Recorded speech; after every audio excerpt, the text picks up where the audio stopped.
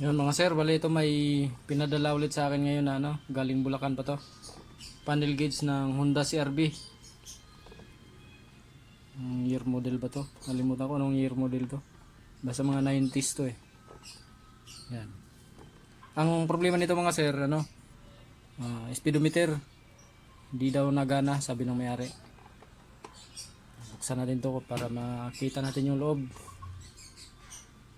Sana hindi pa to napakialaman sa iba. Ito na mga sir, oh. Yan, nabuksan pala to. Binuksan na pala to nila. Kasi ito naglagay sila ng ano ng mga sir, oh, naglagay sila ng LED light.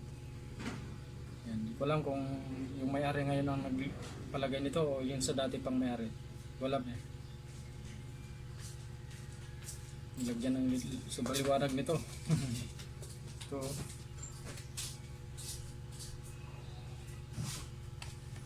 Nilagay nila.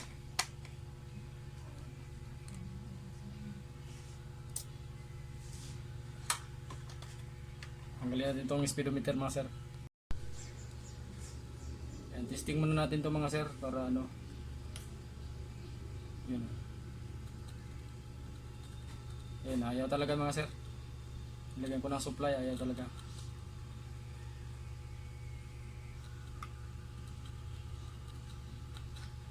Ayaw niya. Check natin yung loob nito kung bakit ayaw niyang umikot.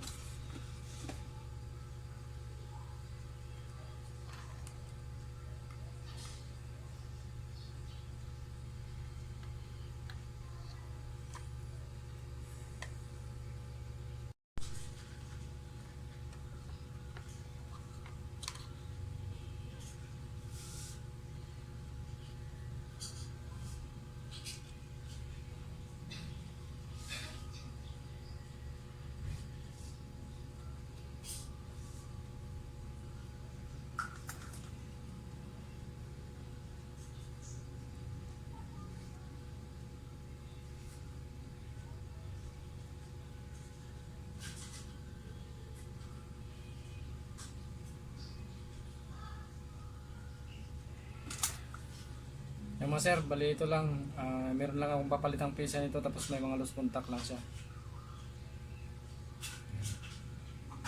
Sana dito mga sir.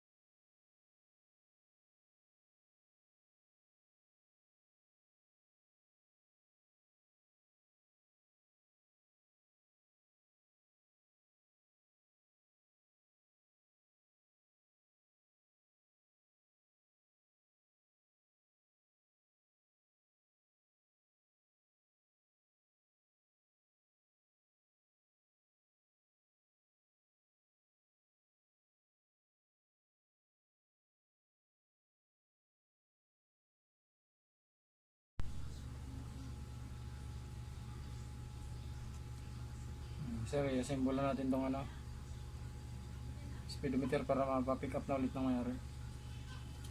Bali yung rider na nagdala nito mga sir, yun lang din ang pipick up nito. Kasi isang lugar lang daw sila ng mayari nito eh. Magkalugar lang sila.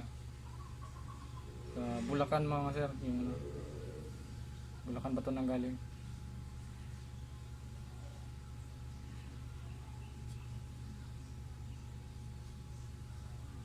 Na sir, na-assemble na natin. Isalpak na natin doon sa mismong panel gauge. Para matesting.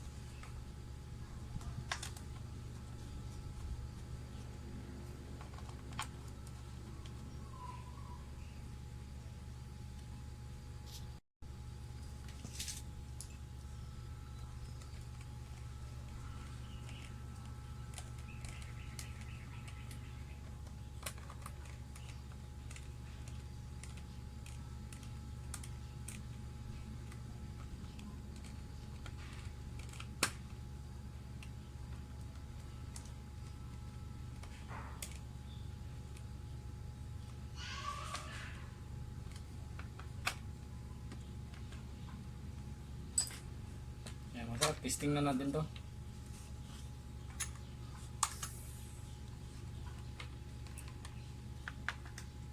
Papalo na.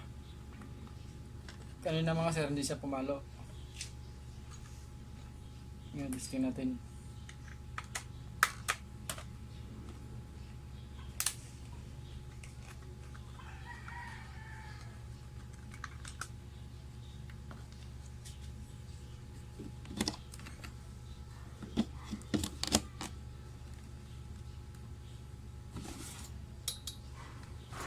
Dito na supply.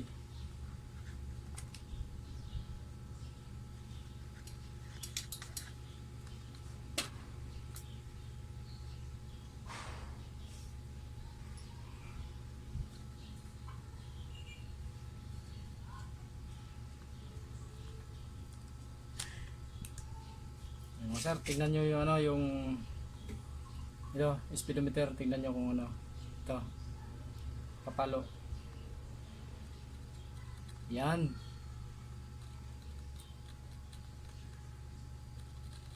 Yan. Kita nyo mga sir, pumalo. Yun. Goods na siya mga sir. Yun o. Yun. Yan, ayos na sir yung ano, yung speedometer mo. Yan o. Pumalo na. Kanina ayaw, yung tinesting ko. Yan. Yan, goods na sir.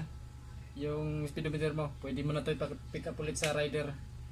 May dineliver lang na ibang item yung rider, kaya sabi niya babalikan na lang daw niya after 1 hour. Goods na mga sir, yung speedometer ng Honda CR-V galing Bulacan. Ano ko na rin to, i-assemble ko na ulit para ready na pag balik ng rider.